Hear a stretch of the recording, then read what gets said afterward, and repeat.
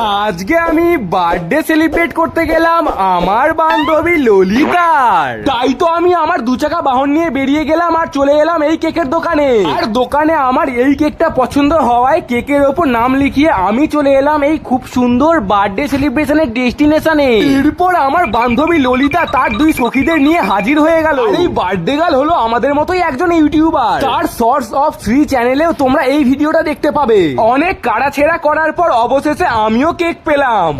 এই আমাকে কেউ কেক দেয় না। আমি ওইদিকে একটু বিড়ি খেতে গেছিলাম, তোরা সব কেক খেয়ে নিলি।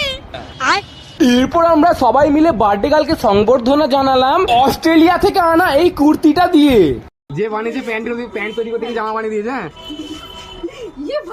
এরপর রেস্টুরেন্টে এসে ভাবলাম কবজি ডুবিয়ে কিছু একটা খাবো। ও বাবা, তারপর দেখি কাগজে মোড়া রুটি অর্ডার দিয়েছে। যাই হোক, আমি রুটি খাই, তোমরা মিনি ব্লগে সাবস্ক্রাইব করো। Bye bye.